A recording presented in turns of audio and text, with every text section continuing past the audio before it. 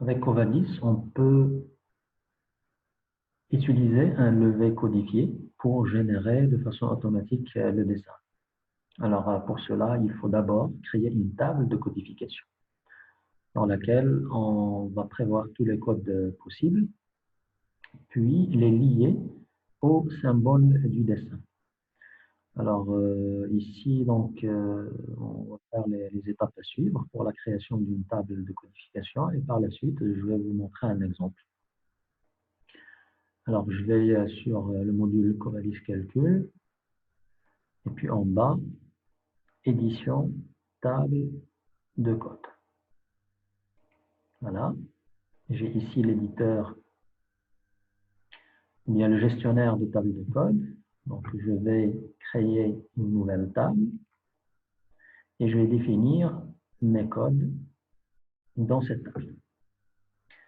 Alors, je viens ici, code nouveau, ou bien cliquer directement sur cette icône.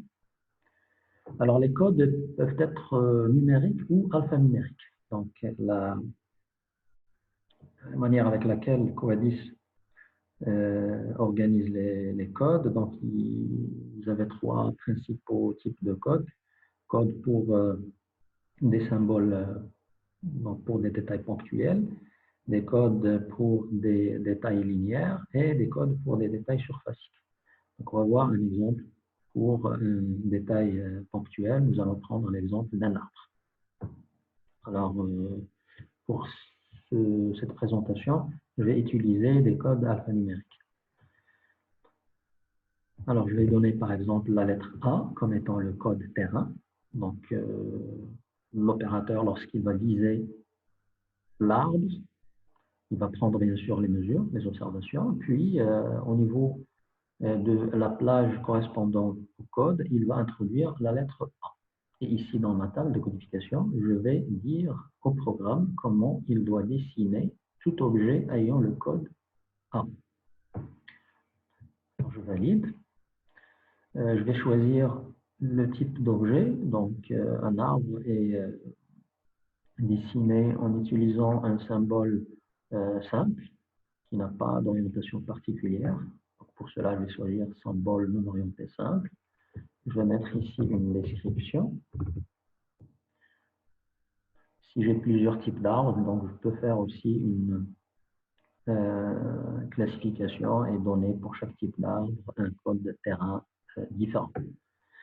La répétition automatique du code, c'est lorsque je fais le levé des détails de même type en même temps. Donc, je vais introduire le code la première fois, puis par la suite, je ne vais pas introduire le code puisqu'il s'agit d'un détail de même type. Et automatiquement, au niveau du programme, il va reconnaître que le détail suivant a le même code. Je ne vais pas utiliser cette option pour le moment. Alors, en bas, vous avez plusieurs onglets à renseigner. Un onglet point, donc on définit le fichier de définition, donc qui donne les caractéristiques du point de dessin, le numéro du point, l'altitude, les propriétés graphiques, donc la hauteur du texte, la couleur, puis les calques d'insertion. Et puis, je dois choisir ici les options d'insertion du point levé. Il faut une des options les plus importantes si nous voulons faire des opérations en 3D. Il ne faut pas oublier de cocher l'insertion en 3D. Bien sûr, ici, vous avez d'autres options, par exemple, insérer les points pour une altitude égale à 0. Donc, si vous voulez les insérer ou non, vous pouvez faire un tri, donc une sélection en fonction de la valeur de l'altitude. Dans l'onglet symbole, ici, donc, je vais choisir le nom du symbole. Donc, je clique ici pour choisir le bloc du symbole. Alors, il me dirige directement sur la bibliothèque de symboles de Covadis, qui est organisée suivant bien sûr les échelles en plusieurs classes.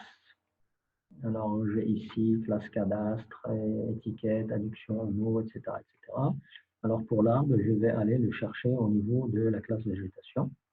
Et ici, j'ai plusieurs symboles à utiliser. Alors, je vais prendre celui-là, par exemple. je le sélectionne et j'indique le calque d'insertion avec la couleur correspondante. Voilà. Les autres onglets, les onglets suivants sont désactivés. Ils correspondent à d'autres types de codes. Puis, alors symbole 2 aussi, nous avons un code qui n'est pas simple, donc qui est composé pour un point auquel on veut affecter deux symboles différents. La symbole X, c'est le type de ligne, c'est le cas des détails linéaires et surfaciques. Alors, je vais directement à l'onglet Unité pour vérifier que j'ai mes unités correctes. Donc, l'unité de longueur, je garde le mètre. Donc, je valide. Donc, j'ai créé mon premier code ponctuel. Je fais la même chose si je veux créer un code suivant. Donc, je clique ici, Nouveau.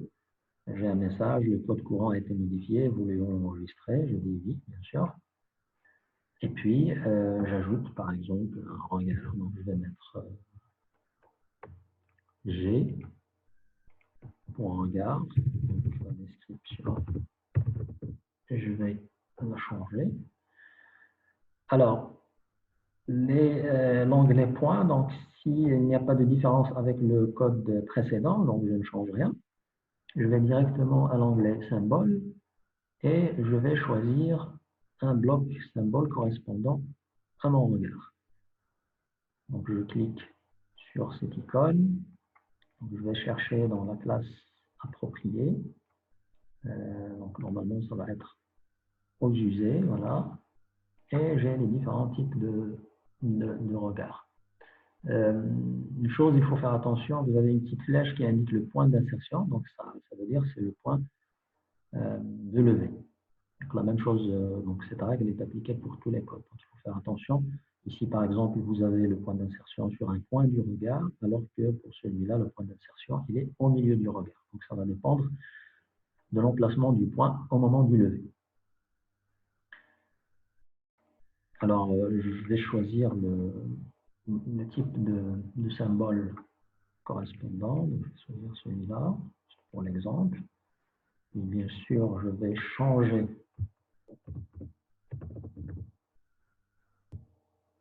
le calque d'insertion et la couleur. Et je fais la même chose donc pour créer les autres codes pour les détails ponctuels. Une fois que je termine, donc j'enregistre. Donc je clique ici, enregistrer sous, puis j'enregistre ma table. Donc ça, c'était des exemples pour le cas de création de code pour des détails ponctuels.